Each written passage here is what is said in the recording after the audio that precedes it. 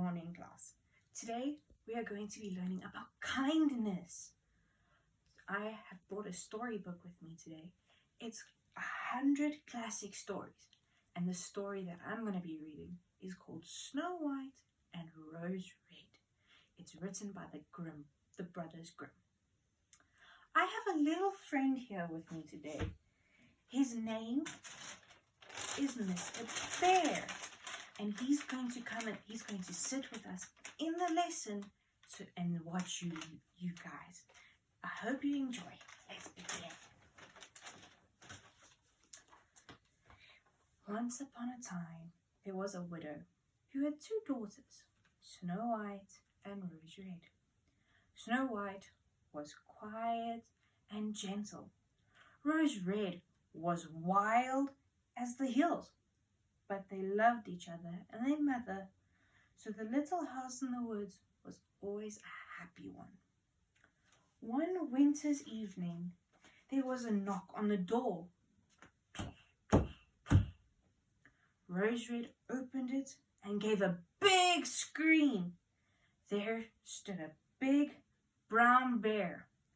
Who can make the sound of a bear? Well done, Lex. Roar! But in a deep, rumbling voice, the bear said, "Please don't be afraid. All I ask is that you let me sleep by your fire tonight. It's so cold outside."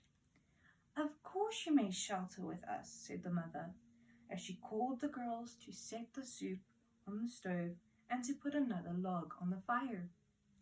"Would you brush the snow from my fur, please?" asked the bear. Rose Red fetched the big broom and carefully brushed the bear's great shaggy coat. Snow White gave him a great bowl of hot soup. Who here loves soup? I do too. And the bear gulped it down in one. Then he stretched out in front of the fire and was soon fast asleep.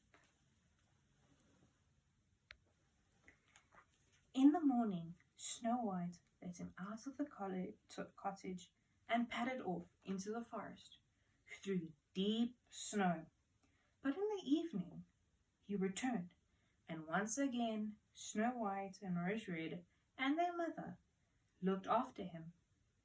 After that, the bear came every night all through winter, and they grew very fond of him.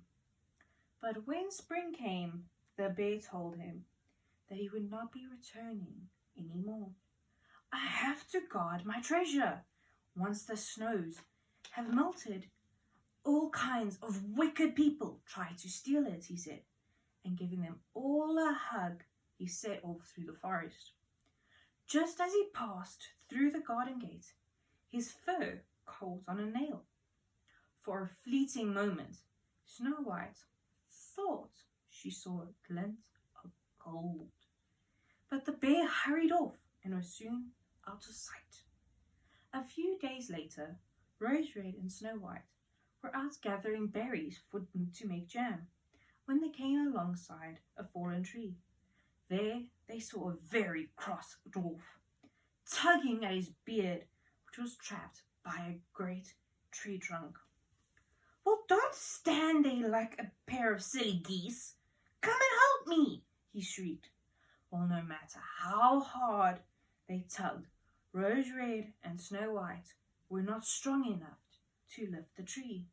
So Rose Red took her scissors and snipped off the end of the beard. He was absolutely furious and snatched up a big bag of gold from the tree roots and disappeared without a word of thanks. Some days later, the girl's mother said she really fancied a piece of fish for supper, so they went down to the river to see what they could catch. But instead of a fish, there on the bank, they found their friend the cross dwarf again. This time, his beard was caught up all in his fishing line. "Don't just stand there staring," he yelled. "Help me get free." Snow White tried to untangle it, but it was impossible. she had to snip off his beard again. He was quite white with rage, but just grasped a casket of jewels that lay at the water's edge and turned away without a word of thanks. It was the spring fair a few days later. There, the girls decided to go and buy some new ribbons for their hats, and their mother needed some needles for her sewing. So they set off early in the morning. They had not gone far when they heard a terrible shrieking and crying. They ran towards the sun, and there, once again, was the cross dwarf, this time struggling in the huge talons of an eagle. Who here is afraid of an eagle, or who has seen one? I've seen one. Have you guys? They tugged and tugged. The eagle had to let go. "You have torn my coat," muttered the ungrateful dwarf, and picked up a basket of pearls and hobbled off as fast as possible. The girls just laughed and continued on their way to the fair. They had a wonderful time, and it was quite late when they walked slowly home. The sun was just sinking behind a big rock when, to their astonishment, they came across the dwarf again. There, spread out in front of him, was a great big pile of gold and precious jewels and pearls. Suddenly, the dwarf saw Snow White and Rose Red. "Go away! Go away! You horrid girls are always in my way!" he shouted. But just then there was a huge growl, and the great brown bear stood by her side. With one huge paw, he swiped the dwarf up into the sky, and no one ever saw him where he landed. The bear turned to Snow White and Rose Red. As they looked, his great shaggy coat fell away. There stood a handsome young man, dressed in a golden suit of the richest velvet. "Don't be afraid, Snow White and Rose Red," he said, smiling. "Now you can see who I really am. That wicked dwarf put a spell on me so he could steal all my treasure, but you have broken the spell by your kindness." They all went home filled with the treasure. They talked long into the night, and it was still all true the next morning. Snow White married the handsome young man.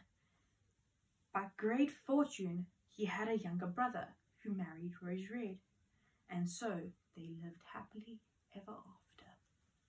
Now, I have some questions for you to see what you can remember. Who can remember where the girls lived? That's right, they lived in the forest. Who did they live with? That's also right, they lived with their mother. I have a question as well. Who here would, if you were to see someone struggling, would help them in the time of need? Would you go and help them by yourself, or would you go and get an adult to help as well, in case you can't do it? That's very good. I'm proud of you. Thank you.